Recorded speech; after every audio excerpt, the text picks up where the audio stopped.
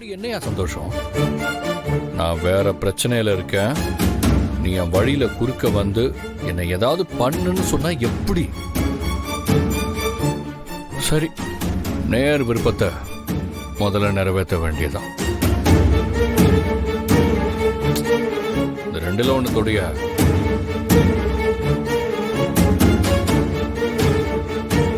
அட ஒண்ணு இல்ல தர்மலிங்கம், முதல்ல உங்க அம்மாவா இல்ல உன் பொண்டாட்டியான்னு கேட்கதான் இதை தொட சொன்னேன்.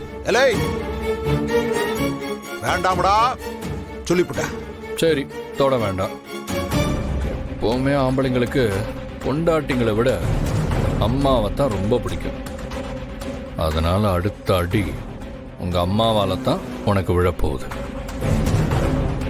இப்ப பவித்ரா எப்படி உன்னை பார்த்தாலே அருவருப்பா பார்க்கறாளோ அதை விட கேவலமா உங்க அம்மா உன்னை பார்ப்பாங்க. சரியா? நான் உன்னை அடிப்பேன்னு சொன்னா நீ என்ன அடிப்பேன்னு சொல்லிக்கிட்டு இருக்க? ஏலே, சிறுபுலத்தனமா பேசிக்கிட்டு இருக்க. நான் அடிச்ச அடியெல்லாம் ஞாபகம் இருக்கலடா உனக்கு? மறந்து போட்டியா நீ? ஞாபகம் இருக்க போய் தானே திருப்பி அடிச்சிட்டு இருக்கேன் தர்மலிங்கம். இல்லைன்னா இப்படி அடிப்பேனா?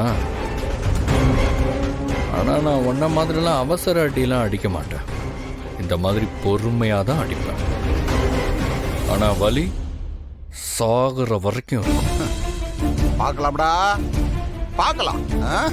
யார் அடிக்கிறா, யார் அடி வாங்குறான்னு பார்க்கலாம்டா. பார்க்கலாம். நான் உன்ன மாதிரி பின்னாடியில இருந்தெல்லாம் அடிக்க மாட்டேன். நெஞ்சுக்கு முன்னாடி நின்று முகத்தை பார்த்து ஓங்கி அடிப்பேன். அப்பதான் எதிரியோட வலிய பார்க்க முடியும். வரட்டா மிஸ்டர் தர்மலிங்கம்?